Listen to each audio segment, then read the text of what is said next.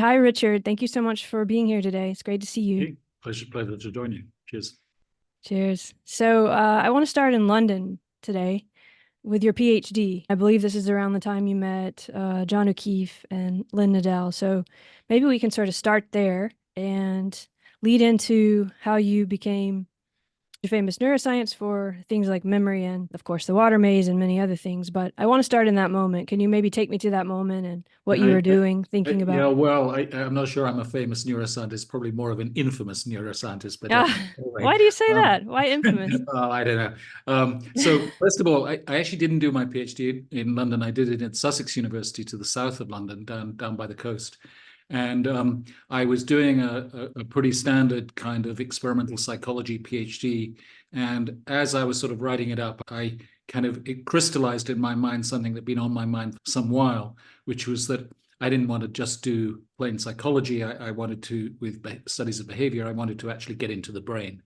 And it was at that time that I heard about the work of John O'Keefe and Nadel. So I made a point of, going up on the train to visit them in London. And that's where I met them. So it wasn't actually in London. Well, when we met, it was in London, but I had been working elsewhere. Okay. So I'm not sure exactly when that would be sort of about 1973, something like that. Thereabouts, maybe 74. Okay, so that was well before they published their book then. It was before they published their book, but John had made the discovery of place cells, and Lynn had done a study suggesting that lesions of the hippocampus actually impaired spatial memory too. So that was their sort of starting point, and they were starting to talk about a cognitive map, but they hadn't written it up. Yeah. And why were you interested in that? Had you already been interested in this area of the brain before, or what was going on? Well, I was starting to read around to try and sort of find a topic that I could, dig into, and this seemed really fascinating. And during my meetings there, we talked initially, and then I sat in John's lab and watched place cells firing away, and it just seemed captivating to me. And I thought, well, I might try and see if I could carve out a niche and make a contribution if I could. And what came apparent in the discussions with John was that he discovered cells which, depended on the animal's interaction with the environment, hearing and sight and smell and so on, but that the fundamental concept that they were digging at was that place is a sort of abstract concept dependent upon, but separate from sensory information. And that we could have a concept of place. And so John actually sort of set me the task. He said, we don't really have any tasks that we can use to sort of study this well. And with your background, maybe you could think out a task where the animal has to go to a place that he can't see, he can't hear, he can't smell. Can you do that? And it was from that kind of starting point that I began to think, well, how on earth could I meet that challenge from John? And that's what led me subsequently into the kind of research that I then started out doing. So it's really interesting to think about. Let me just say a bit more about this. I mean, the kind of idea is that, and it's a difficult one. People kind of tend to think, we get sensory information, it's processed perceptually, and then we make kind of associations between, sight and sound and sight and smell and so on. But they were saying, look, there's some kind of internal processing going on in the brain to do with where you are. And the more I thought about that, the more I thought, well, this is pretty fundamental and seems like a really kind of key idea to get at. And, if you think of a animal, like rodents, but it may be other animals, they come out of their burrow and it's been snowing. So the world looks different, right? But it's still the case that where the food is normally found or where the water is normally found is going to be in the same place, even if everything looks different. So this kind of sense that they would have some idea of kind of where things are dependent upon, but also independent of, the specific sensory information they're given.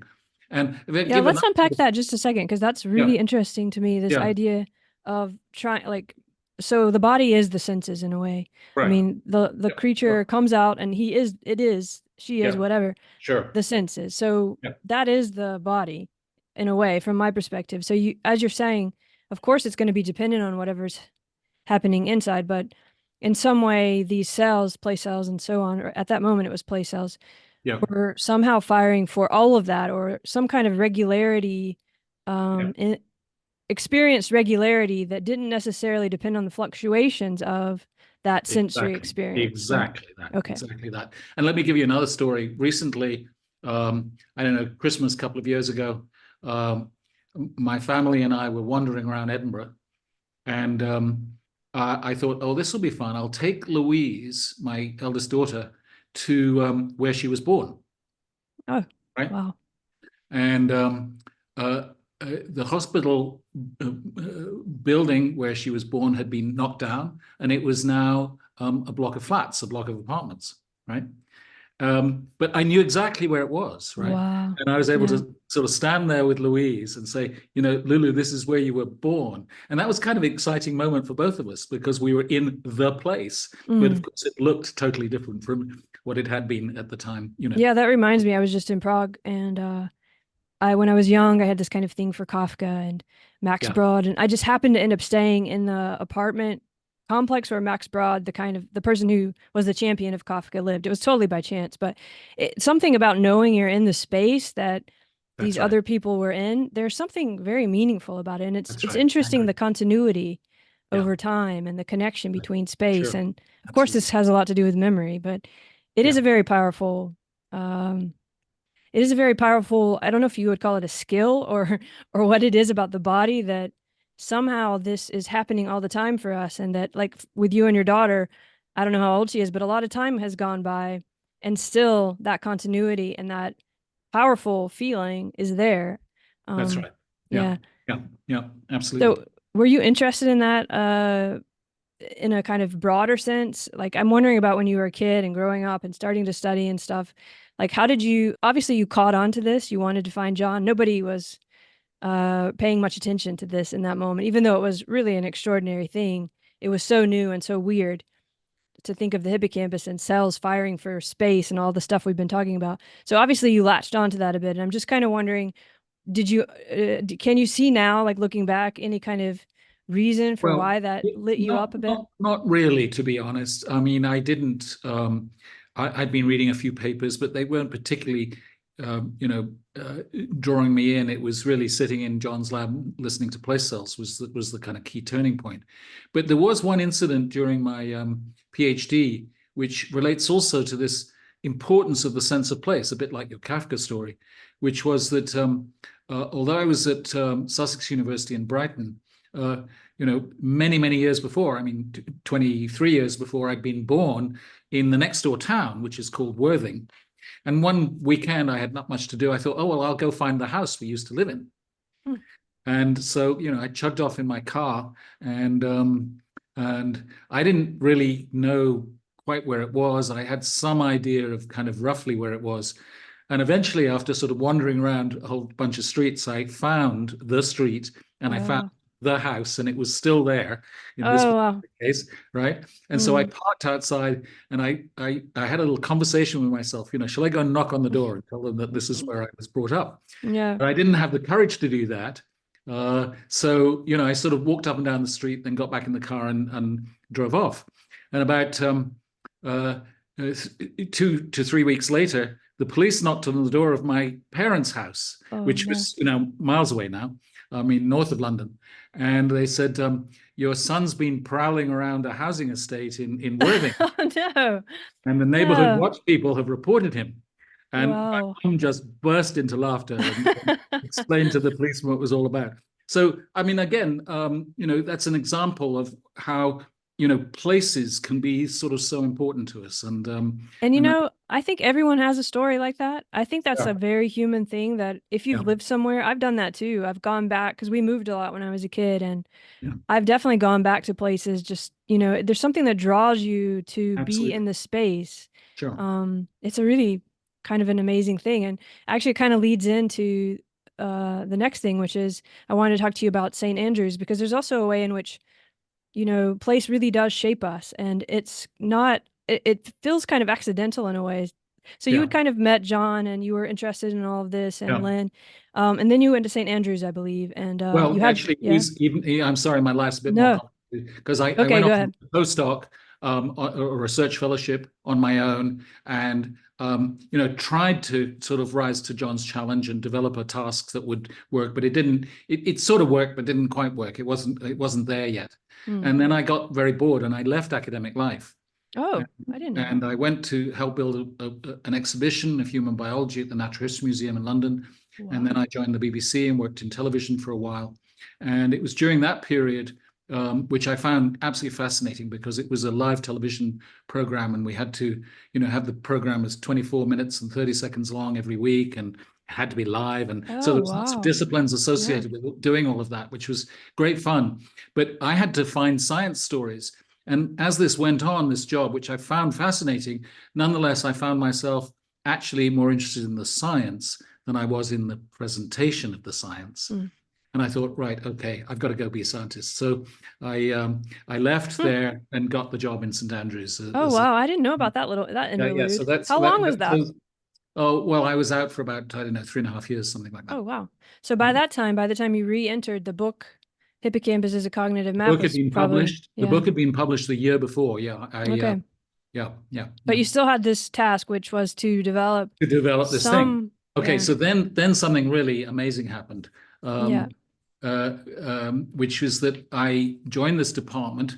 I mean, at that time I had a girlfriend in Scotland who, I was very, very fond of, and we wanted to be together. And I sort of, well, just took the job because it took me to Scotland. Mm. So that was great. Another place-oriented decision. Yeah, absolutely. Which, Um, as I was getting to earlier, ended up being very fortuitous. Yeah, it did. It did. And Patricia and I were together for about 9 years, but we went our different ways later. But the key bit of the story is that I did my lectures for the whole year, and tried to be a sort of conscientious new lecturer in the department, assistant professor, or whatever we want to call it. And at the end of the year, I went to the professor who very sort of much ran the show, and I said, "Look, I'm really enjoying it here. I'm loving it, but I really want to, do some research, and there isn't the facilities in the building to do that. So, and I want to do some animal research." So he said, "Leave it with me." And again, a little while later, about a week later or so, he said, "Look, I think I might have found you something." And I said, "Good." And he said, "Well, it's down at the Gatti Marine Laboratory down by the beach, because St Andrews is on the sea." And so I went down there and was shown to a series of rooms which they weren't using, and I was asked if this would be suitable, and could I keep animals there? And they said yes. And so I proceeded to sort of set up this laboratory and start thinking again about John's task for me, so to speak. Hmm. The reason this was fortuitous is because every day I would walk into this marine laboratory past, lots of static displays of various marine mollusks and fish and what, but also some tanks of swimming things. And I thought, hey, I wonder if rats could swim, and could this be the solution to the problem? And so Amazing. just everything then happened in a spirit of about 20 minutes. I sort of filled a huge cage washing tank with water and put a rat in, and it swam around very happily. And I thought, well, okay, this is the way to do it. So then I thought, well, I can hide the destination under the water. And I think I had a bottle of milk. I put milk in to make it, so it couldn't see anything. So the And rat couldn't see it all the, worked. And the rat yeah. climbed onto this thing and looked reasonably happy. So then And we this is fortuitous, just in case people don't know, because, and I don't think you've ever used this in your papers, the Morris water maze, but I've never, everyone who never hears your once. You will name, not Richard find a Morris. single paper where I refer to the No? model. Okay, I didn't No, think well, so, but that's immodest, so I didn't do that. No. okay, but still, I mean, it's called everyone knows it as the Yeah. Morris water maze, and it's Yeah. really, really, I don't know if there's anything that's more kind of well known in neuroscience in terms of a framework or a tool, or what would you even call it? Anyway, it's very famous, and it's kind of amazing that it just, I mean, do you think you ever would have had that idea if you hadn't ended up in was it the Gatti Marine? No, I Uh, think that what was I was just very lucky. I mean, Yeah. I say in talks that I had the great good fortune to be appointed to a department with no lab facilities. Yeah. Yeah, it's wonderful. And this building, I think I've seen it once in one of your talks or Sure, something. It yeah. looks like a giant old crazy ship or Oh, it's a something. It's like, crazy old thing. yeah. And the previous director had been very famous physiologist, but he'd left for Australia by that point. So then I and a technician who was appointed to work with me, we then built the first water maze just out of plywood and resin and stuff, and went underway and And it started. basically looks like a little pool, and Yeah, you make the it's water cloudy, and there's yeah. these kind of rising, I mean, just the very basics, and there's this kind of It little was thing just that literally a rises very and falls. basic thing, and we had a camera above so that we could, watch what was going on. We did everything by hand to start off with. I mean, these were in early days. I mean, I think I did have a computer, but they were not really geared up yet to sort of doing live videoing stuff. But later on, a year or two later, we then started, automatic tracking and stuff. Yeah, yeah, And that's right. you use milk to cloud the water, which I love. I We mean, it's did. just We did so use kind of milk. We did DIY. use milk, yeah. And I didn't have a big research grant at that time, so every cost was adding up, to use Hmm. this every day. Yeah. And I think one of the milk companies gave you like a whole supply Oh of yeah. Well, powdered so what milk or happened then something. was I'd published my first paper, just showing that the thing worked and that the animals could learn and learn Mm. well, and they could approach the target from novel directions, which was one of the things that John had suggested we had to test, and that worked. And then we started going in to sort of look, well, is the hippocampus involved in this? And so then and until I'd got my sort of big paper, I couldn't really get a big research grant or any research grant to sort of work on this. So I was full of youthful naivety at that point. And I wrote to the managing director of a company that sold powdered milk. And I mean, I wish I'd kept a copy of the letter or taken a photograph or something. I never Yeah. did. Anyway, it was the most embarrassing letter about how important my research was, and The that beauty of youth. I needed, a huge supply of powdered milk, and this would help me. And then I said to him, I said, well, look, if when we publish our paper, I'll be sure to thank the company for the supply of the powder. And he wrote back saying, look, you should have received now a huge parcel of powdered milk, which I had done. And he said, I hope this will help you in your research, but please do not thank the company Gosh, for too bad for that your company though. paper. By now, it would have been the best advertising ever.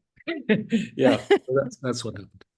So let's try to understand why this was such an important thing that you developed, and in relation to, so we had these cells John had found by accident in a way that certain cells in the hippocampus fire relative to where the animal is in the environment. So we talked about how it doesn't really, the sensory fluctuations don't change, but the body sensing where it is in the place, the cells are firing in that specific place. And he needed a way to test this that didn't depend on those sensory That's fluctuations, right. I Yeah. guess. So how did your maze solve that? Okay, so how did the maze solve that? Well, the first thing is that the animal's swimming with his eyes pretty much at the water surface. And by putting in the powdered milk to hide the platform, there was simply no way that the animal could see the platform before he'd got to it. All right, that's the first Right. thing. I'll put up some images too. You can tell very well when Yeah. you see it happen. And the second is that, of course, the platform's silent, so there's no auditory cue. Right. The third is if there were any kind of air currents in the room, from the heating or the air conditioning, what have you, they wouldn't be guiding the animal specifically to that platform. There might have been some smells left by the animal when he got to the platform, but we swirled the water around between trials, and so we would have confused all of those. And yes, the animal could feel the platform, but he couldn't feel the platform until he'd got onto it. So there was no way in which the somatosensory information could be a guide to the destination. So this seemed to me to address the fundamental issue, which was that the animals, would have some sense of a place to go to that he could neither see, hear, smell, nor feel, and it worked. Yeah. And then we did the next sort of critical study was to make complete lesions of the hippocampus. A study I did jointly with both with John and with a friend of mine called Nick Rawlins. And what we found was that when you did that, the animals were unable to find the platform. So that suggested that the hippocampus played some sort of causal role in this performance. It didn't show that the storage was there, and it didn't, confirm place cells because we weren't doing electrophysiology, but it was, a step in, building the picture. And I had the good fortune that was published in a great journal in Nature, and it had some kind of impact, and presented it at the Society for Neuroscience later that year. Yes, it definitely had an impact. I'm wondering around this time when you were starting to this was happening and it was becoming so impactful, were you because before the hippocampus had been known for memory, with studies like HM and so on. So, and that memory seemed something different than this that we're talking about now. And then John had found these cells in the same area of the brain that's associated with memory that are now somehow like it gets generalized and cartooned as a kind of a GPS of the brain, because subsequently many other kinds of cells were found, like head direction cells and so on, were being found around the same time. So in any case, I'm wondering what you were thinking about at this time. Were you seeing this area of the brain as navigational, or were you thinking about this like spatial memory, or what were you thinking about in terms of memory and so on? And it's in the papers a bit. That's a really good question, Andrea, because I was thinking about that, but I couldn't find a solution to it. When we talk about, say, episodic memory and autobiographical memory, the very memory that HM and other amnesic patients fail in, usually they're asked, to describe some event. And of course, you can't ask an animal that kind of question, at least not directly. You have to do it sort of indirectly. And we couldn't really find a way of doing this. But I did start developing modifications of the behavioral procedure where they had to go to a different place each day. And they learned that too. And so I began to sort of think, well, the animal isn't just, when he gets into the pool, remembering one place to go to. He's remembering, where do I go today? So the thing was starting to get more episodic in nature. And that was published in the mid-'80s as well. But I didn't really kind of actually understand the experiment I'd done. I mean, I published it and I described it, but it was only later I realized that, by further modifications along these lines, that we could build a sort of episodic-like features into this spatial memory task. But at that point, something else happened, which was critical for my development, which was that I was, on the one hand, I was really pleased about this hippocampal lesion study, and I went on gave various seminars about it, and I'll tell you about one of those, which was important later. But it was at that point that I started to sort of think about the possibility of looking at the physiology directly. I didn't want to do exactly what John was doing, but it was then that I became aware of all the work on long-term potentiation and people suggesting this might be the memory mechanism.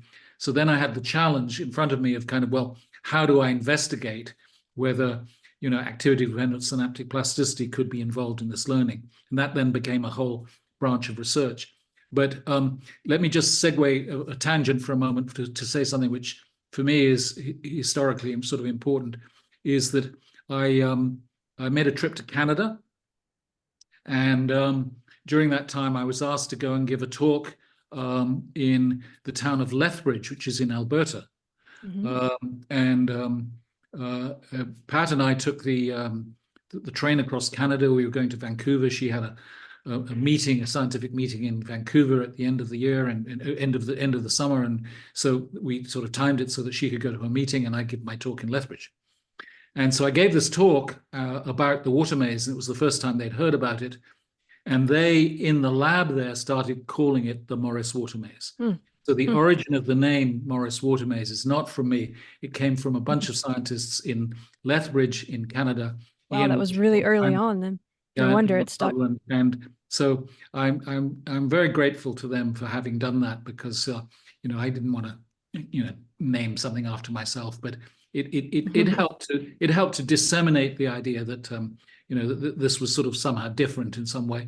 And they went on and did some extremely important research, complementary but different from mine, and that helped to publicize the whole thing in North America.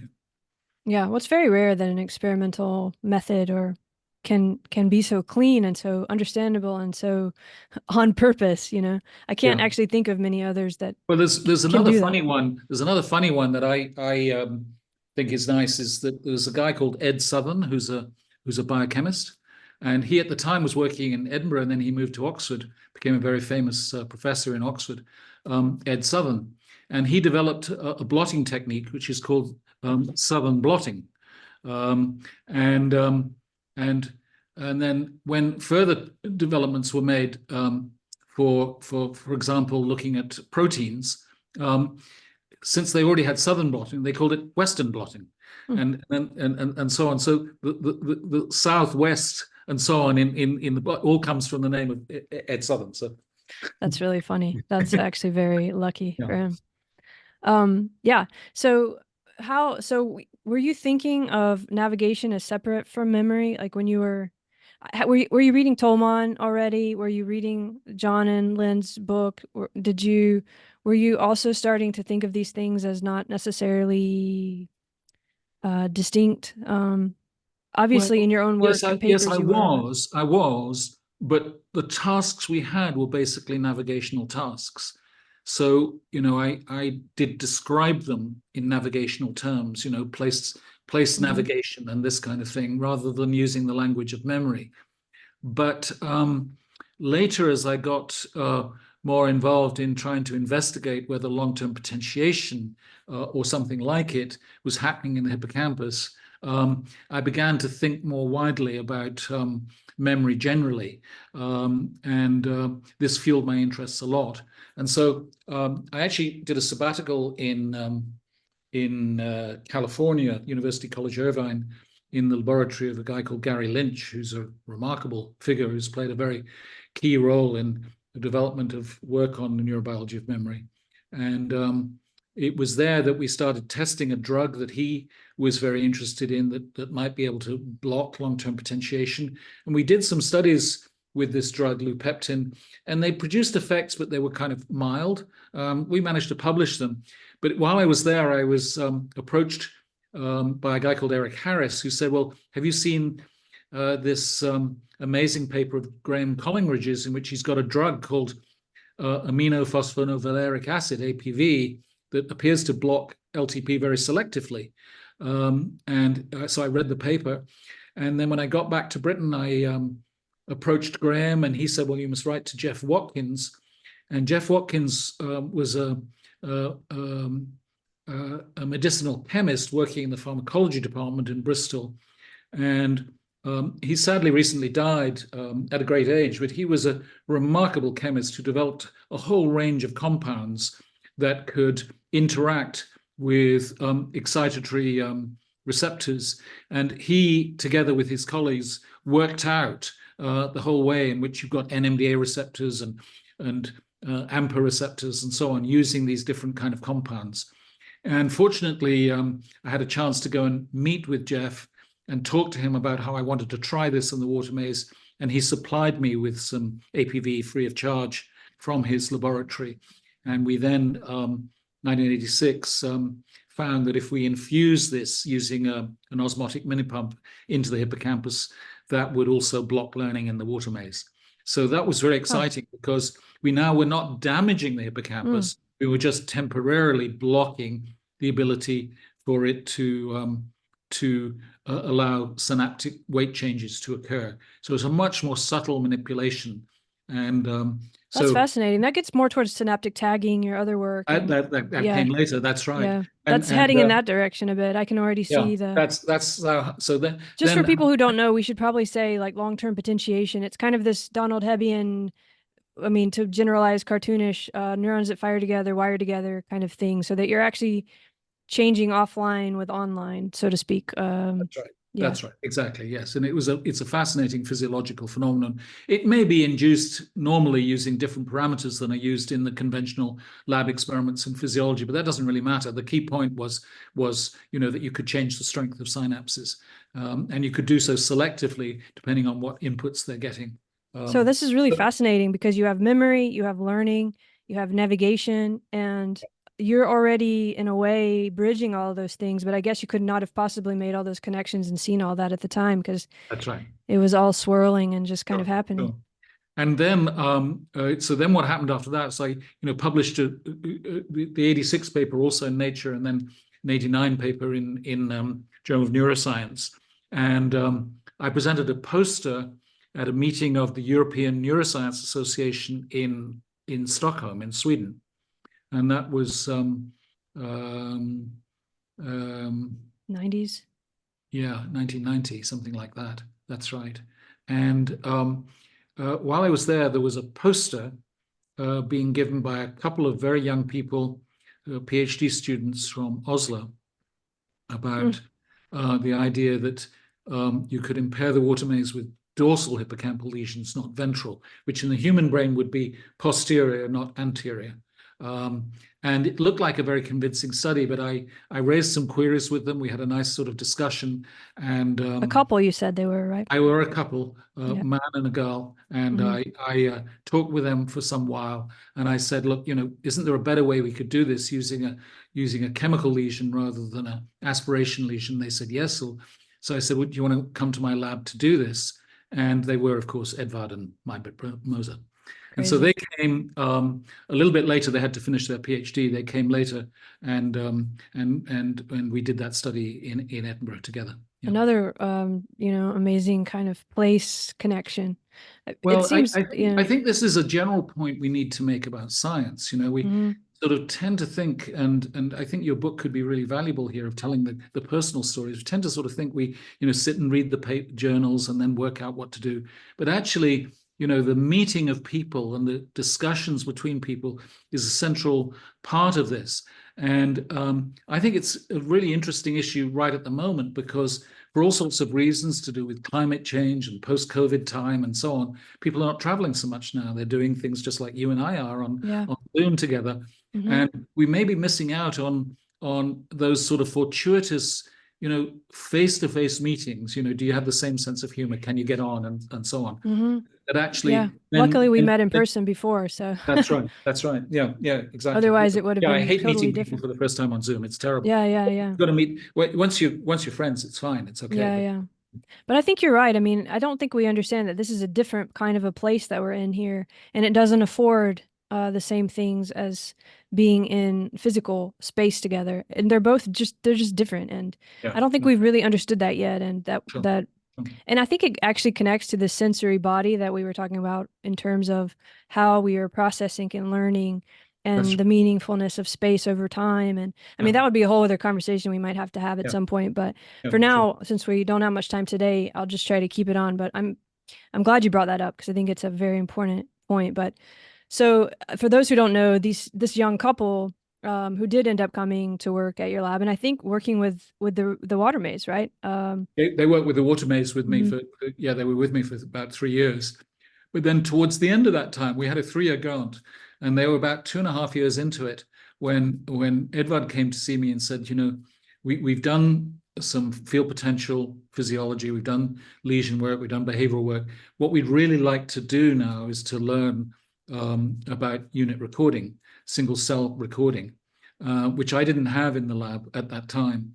And they said, well, we're wondering about perhaps spending the last few months of our time here before they had to go back to Norway, working with John O'Keefe. And I said, fine, you go do that. So I actually carried on paying their salary, even though they were with John, because, it just seemed the next logical step scientifically for them to be taking. And I always thought you would introduce them to John too. I think I did probably, say, look, there's these. I thought you had said that's kind of the place you want to look. I said that they were an interesting couple, and then they went down to London and learned about place cell recording with John, and maybe that was the beginning of these additional cells. Perhaps I don't know when the border cells came, but John was starting to see other cell types as well. I think at downstate they'd had the head direction cells. They had the head direction cells in downstate. And then I don't know when border came, but it was all starting to. People were starting to find cells all over the place. That's right, exactly. And so then they went back to Norway. They got a job in Trondheim, having left Oslo, where they were PhD students.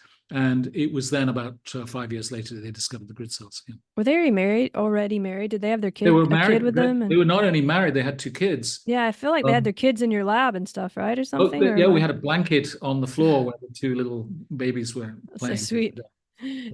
It's so amazing to imagine that Yeah, time it back was then. lovely. It was super atmosphere, and we have a sort of work hard, play hard atmosphere in the and Yeah. yeah. Yeah, so okay, so for those who don't know, that young couple ended up I mean, many, many years later, winning the Nobel Prize with John O'Keefe for the discovery of this so-called GPS of the brain, because they found grid cells, which is a whole other exciting kind of statistical looking regularity firing cell Mhm. in the same area of the brain, which we don't have time to get into. But this was all what you were part of sort of nurturing and creating at that time period. That didn't come till, what was it, 2014 they won? The prize was 2014. The Yeah, discovery of the grid cells was I think 2007 the or first paper was 2003 or something, oh, okay. 2004 or Yeah. something. So this was really over decades, but Yeah, this time when they were with you, you found them at a poster, which is kind of beautiful for any students who are listening or sure, just might sure, be sure. kind of sad that their poster only got accepted, not their talk. This was a poster that you saw and that it ended up um, Leading leading to a down this track. collaboration. And we actually did together what for me was a very important study, is because I had been using pharmacological techniques to limit LTP and finding these effects in both my standard version of the water maze and this episodic-like version. And in fact, 1999, not with them, but with another colleague, we showed APV affected this day-to-day learning of the water maze as well. So we knew that it was doing something to memory, not just the ability to navigate. And but at that time, in parallel with that, I wanted to do a study, a so-called occlusion study. Now, occlusion studies are very, very important because if you say something is causing something, then if you identify what that physiological mechanism is, if you induce that physiological mechanism to saturation, you should block that process. You then don't have to use any drugs at all. You're just using a physiological technique. So Edvard Maybrit and I did a study in which we did the study both ways around. We saturated LTP physiologically with electrodes prior to putting the animals in the water maze, and then they couldn't learn. So that was good. Mm. And the second study we did was let them learn and show that they had learned perfectly well. Then go in subsequently and saturate LTP, outside of the water maze in a separate place, and then put them back in the water maze, and now they couldn't remember. So, we knew then just using these physiological techniques, not using drugs, that we could interact with this, possible physiological mechanism that was the basis for the memory. Really amazing. Were you starting to fall in love a little bit with the hippocampus by this time? Because by Oh, the time I met you, you were well in love with the yeah, hippocampus. no, I was lost by then, lost in the hippocampus. Yeah, Okay, yeah. I mean, there's something about it, this little part of the brain, the seahorse-shaped area of the brain. People seem yeah, seem to really fall in love with it. I mean, I have too now, but um, I want to kind of like zoom out a little bit and think yeah, about these bigger issues, and then I want to look at your paper that you did more recent, like 2022, I think, with I think it's your paper in PNAS, the one where the rats are sort of we can see the rat sort of thinking in the start box. yeah, Was it? Yeah. So I want to think about maybe if you can go back and imagine the problems you were dealing with then, which were navigational, but already, as you showed, connected to learning and to memory and so on.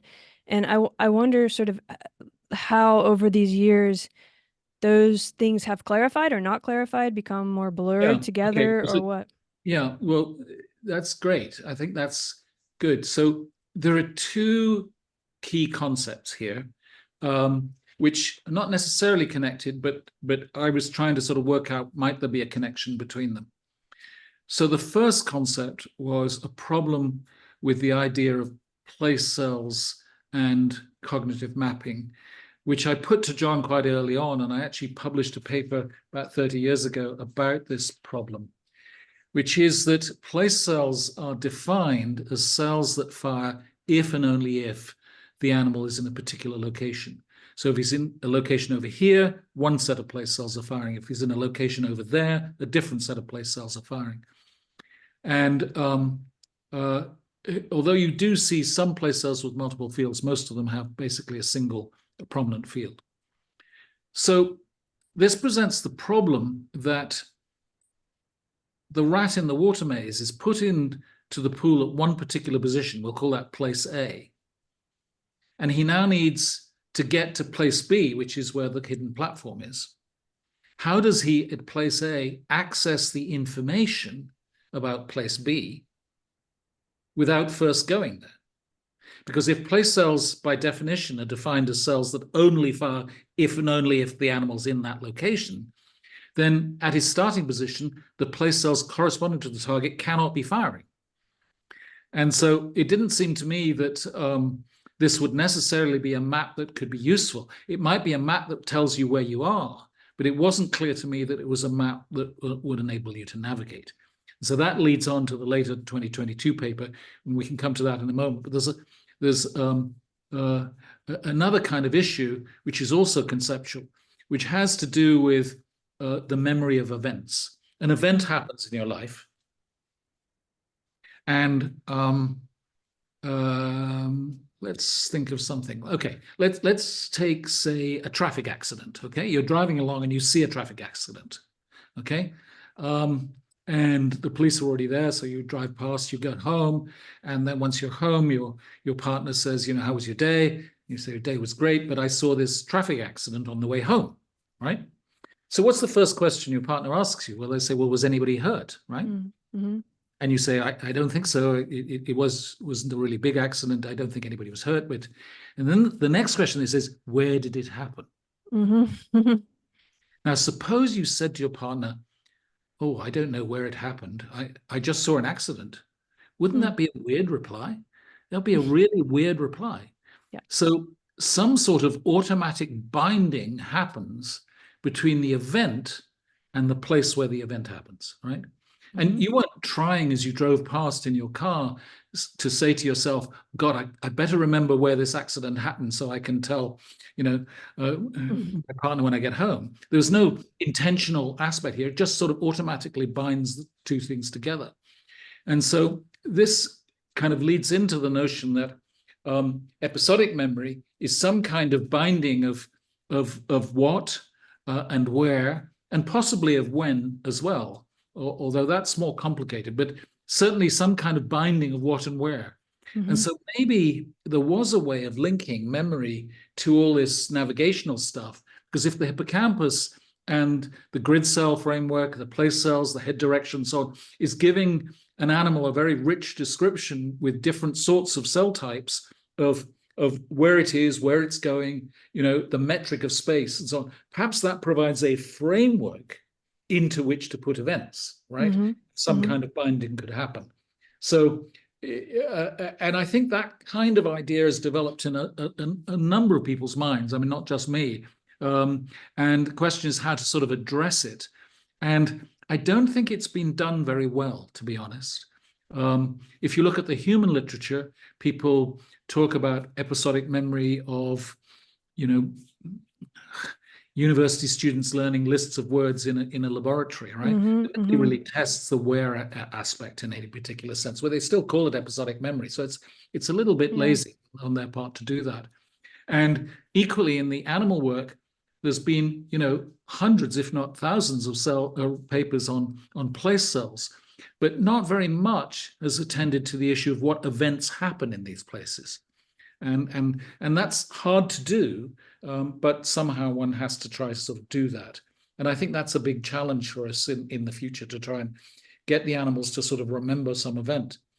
So perhaps that's the point to segue to this new work, because what the new work was thinking was, well, maybe we never see these place cells in anticipation of where they are because we're not recording from enough cells, all right? So when John was starting, he was recording one cell at a time. And then they had the tetrodes, which enabled them to record for 10, 20 cells, something like that. And there are new recording techniques now with silicon probes where they can record, you know, hundreds of cells. But it's not done very often. And in addition, you can't record using those electrophysiological techniques over several days. You just get a recording on one particular day. But a new technique has been developed in the last few years called calcium imaging. In calcium imaging, you actually have an image of the brain taken through a miniature lens that's pushed down to sort of just above the hippocampus or whatever your brain area of interest. With really good resolution. It's With very kind of good like resolution. putting your iPhone down there or something. Well, it is. What you have above is a little iPhone camera, basically, all in a little 2-gram thing that sits on the animal's head. And this enables you to see calcium images. You have to put in a particular construct called GCAMP6F in, and that enables you to see the calcium transients when the cells fire. So you can see literally hundreds of cells simultaneously, and the following day you can see the same cells, and the next day the same cells. This is incredible. Let's stop for just a moment. First, I need to say thank you to all the amazing animals who have let us do this to them. I always feel like deeply moved by that in a way. I just need to say that. But also, we all get very fond of our animals. It's I know you do. I know you do. And I know it's hard for everybody working with them. And we're very careful about the techniques we use. I mean, people say the water maze is stressful, but it's actually not. It's at 25 degrees C, the water, which is warmer than the Mediterranean most of the time. Yeah, the rats look pretty happy, but let's not get sidetracked. I just needed to say that because I always feel like it's important. Yeah, sure. But so we started with the water maze. It's good you brought that up. And then you could sort of see that somehow these, like when you release the rat, it would know kind of where to go. And you could see maybe one firing of one place cell that was for that place where the platform was. I'm generalizing, I know. And now, so you could see, okay, that place cell is firing when it's on that platform, so to speak. But now you're able to, with the calcium imaging, or you can see like populations of neurons firing, which gives you a way of seeing almost like the narrative of the place cells in a way. So you're almost able to now see how they're all firing together in a way. Is that fair to say? That's or right. how would we get an average of about 190 cells per animal in the published study, and it's exactly right. I think that word narrative is perfect because it's talking about the experiences that are happening to the animals one after another. And the key observation in that paper was that we didn't use a water maze, we used a dry land thing, but it's basically the same kind of task, the episodic version where the animal has to go to different positions each day. And the animal has a few goes until he knows which way to go. And then in the start box, before they even get into the arena where they're being tested, we're looking at the population of cells that are firing there. And of course, we see place cells that correspond to the start box and only fire in the start box. But what we also see is place cells that correspond to where the animal's intending to go.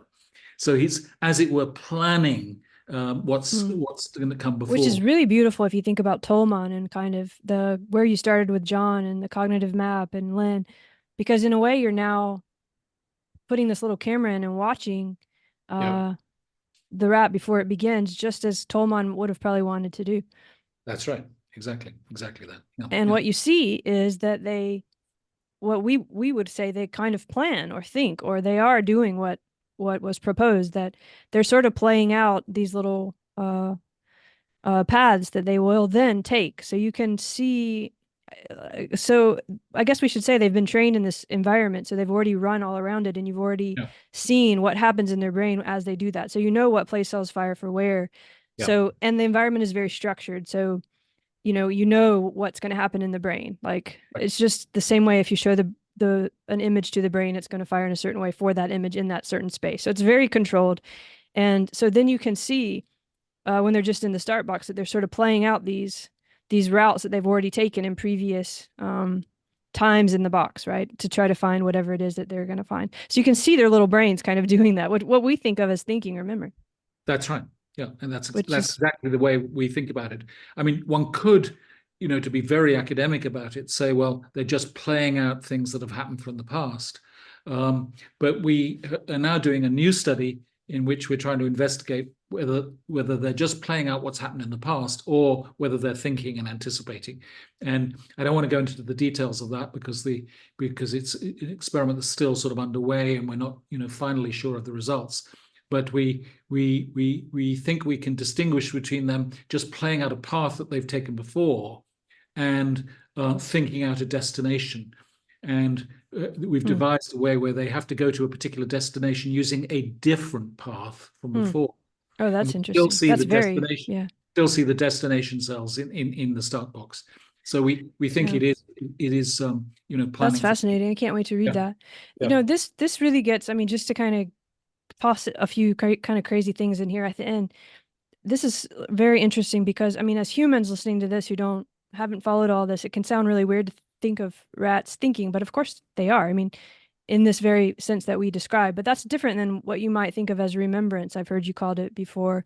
So Yeah, this memory is different than remembrance, like the way we might remember September 11th or the way yeah, so there's kind of these scales or nestedness going on in this way. And I guess what I hear you saying in that experiment is you might be able to see if there is a kind of further nestedness going on with the rats too. Not necessarily maybe a remembrance, but another kind of scale or nestedness beyond just the memory that is kind of replaying past yeah. paths. I think that's right. We've got to be careful not to be anthropomorphic about this. Yeah. There's this famous philosophical article about what's it like to be a bat, Hmm. and one could say, well, what's it like to be a rat? And of course, we don't really know. So we've got Hmm. to be careful not to impose, imagine that they're little humans. They're not little humans, but They have a nonetheless, different body and they're in a different everybody, space. but they And still yeah, have decision making, yeah. and I think we're getting at something that's to do with coming out from a place where they can start a sort of foraging thing, in this case for food rather than to escape from water, and do I go over here or do I go over there? And they're thinking about that in the start box, and then they go and do it, which Yeah. is kind of fun. Yeah, It's wonderful. And I think we have to be careful not to go the other way too and not think of them as less than human because they are just little creatures with completely different bodies. They're nothing like humans because they have a body that's nothing like a human. But that doesn't mean they aren't having memory in some sense. But it yeah, doesn't mean they're having remembrance. But yeah, they might have that too. We don't know. So, yeah, yeah. and if they do have it, it won't look anything Let me like a let me just human. add one thing, which is we've not talked too much about techniques, but I would like to pay credit to the various laboratories around the world, neuroscience laboratories, which over the last 10 to 15 years have transformed the technology that we're using. Yeah, So when we optogenetics think is just whew, like a whole other, optogenetics, so we've also done the optogenetic study. and the So calcium. and the calcium. But in the optogenetic study, what we do is we then use didn't actually use channel rhodopsin, we used an inhibitory opsin, and we put an inhibitory opsin into the dorsal hippocampus Mm. and then shine, in this case, red light into the hippocampus when the animals are in the start box. Mm. Okay. As soon as they Hmm. leave the start box, we turn the light off and they have the hippocampus working normally. And what happens is the animals then make mistakes. Mm-hmm. So if we interrupt this decision making that's happening at the beginning, Mm. they sort of like they don't have a chance to plan out their route, and of course they then Right. start. But that sounds familiar to me too. It's just once you have the kind of the path is in motion, once it gets interrupted, it's hard to get back on it. But gosh, we're just gonna have to talk another time, Richard. But all this does, I have two last questions because we have to kind of go, but this makes me think a lot about the different kinds of memory and like spatial memory, episodic memory, semantic memory, that maybe they're not actually that different, that maybe what's different is the space in which they're being studied. I mean, if you looked at language as a landscape or in a way, you might also find these kind of similar paths and regularities in the brain or in terms of semantic or and we already, episodic and the narrative of place seem to kind of be hard to separate. I wonder if you see all of those as really cleanly separated or more as like terms for orienting us towards what we're actually studying. Well, I think it's a very interesting line of thought. As it happens, the 1978 book by Lynn and John, Lynn Nadel and John O'Keefe, does have a chapter on language. And it does talk about the whole idea that there are lots of words in language, at least in the English language, which are sort of, something's beside something else and so on. Oh There's yeah, lots of yeah. sort of And I think spatial. of Eleanor Rush or concepts. That's right, Yeah. exactly. So I think that's a line of thought to pursue. And it may well be that the concept of place doesn't fit neatly into either episodic or semantic. It's a bit of both, as it were. And so Hmm. certainly when I ever give talks, I disagree with the textbook view that declarative memory is divided into episodic and semantic. You also have to add in spatial as Hmm. a separate category, and I always try to do that in my talks and in my papers. Yeah, I like it that you do that, and also that it's these kinds of memories are ways for us to understand what's the research and what's going on and how that research is oriented, and not necessarily hard categories within the body itself. I think that's also something that gets assumed in a weird way. But now we kind of have to go, but I just want to ask you about like your passion and motivation for this. And I said, that you fell in love with hippocampus, and I know you really did, but I do wonder, since that time when you first met John and then you went to St. Andrews and all this, you've had a lot of amazing adventures and success and loves and so on. And I just kind of, I don't know, I just wonder if you've seen it all as one thing in your own life when you think about the memory of all of this. Has your life been lived in one way academically and in another way personally, or have you seen all of this as part of the same memory in the making? I don't know if that makes sense, but. Well, yeah, I mean, I have a kind of separate personal life in some sense, although, my partners in life have understood my passion for science and themselves being part of it. I think that there is an aspect which I know young students nowadays are thinking about a lot of kind of, well, there's this, as it were, very academic work of absolutely sort of trying to understand the brain in all its complexities. But, can we, from these discoveries, put any of this to work? And there's now a growing interest in sort of translational kind of work. And I also have felt this very strongly. I didn't want to be just somebody who was, working away in the laboratory doing things which, important though they may have been scientifically and theoretically, weren't really having a wider impact. So I did decide in 1995 to devote about a third of my lab to translational work. I called it applied at that time. The word translational wasn't about. And so I started working on Alzheimer's disease because there had recently been a paper published in Nature on the first successful mouse model of Alzheimer's disease. And I wrote to the company, Lynne, which was in South San Francisco, just opposite Genentech, and said, are your mice forgetful? And they wrote back saying, would you like to find out? So I then started working with these animals and found indeed that as they got older, as the amyloid plaques started to be deposited in their brain, then they became more and more forgetful. They had real trouble in learning the water maze. And that then led on to the early work that Lynne pioneered. I played no part in it, but I was able to do follow-up studies in developing the idea of immunization, vaccination. Yeah, I wanted to ask you about that. It's a whole other interesting thing, that possibly having an immunization against Alzheimer's. There's one study I'm very proud of. It's hardly ever cited, but I'm very proud of it. And probably my least cited paper, but probably, maybe my most. I think people just don't get it yet. I mean, it's not. Well, what happened was that Dale Schenk had published in Nature in 1999 that he could remove the plaques with an antibody to these plaques. But that was just simply, anatomy and so on. And then they started working on what was going on, how was this happening, microglia eating up the plaques and so on. But I thought, well, okay, well, we got to do the key study, which is to vaccinate these animals and see if they can now learn better. And what we found and published in 2007 was that if you immunize the animals long before they develop plaques, when they were 3 months old, which they started to develop plaques at 7 to 8 months, then you could rescue the cognitive deficit. But if you waited till they're 11 months, even though it removed the plaques or reduced the plaque load, just as Dale Schenk had shown in his Nature paper, the cognitive deficits were just as big. I think that's an incredibly fascinating thing. So that was done 2007. Just the very idea that you might be able to preempt. That's right. But nowadays, everybody is talking about early detection, right? And since, these mouse models, they were transgenic overexpression and lots of problems with them. And I recognize all those problems. But nonetheless, that observation led me to think, the key thing you've got to go for is early detection.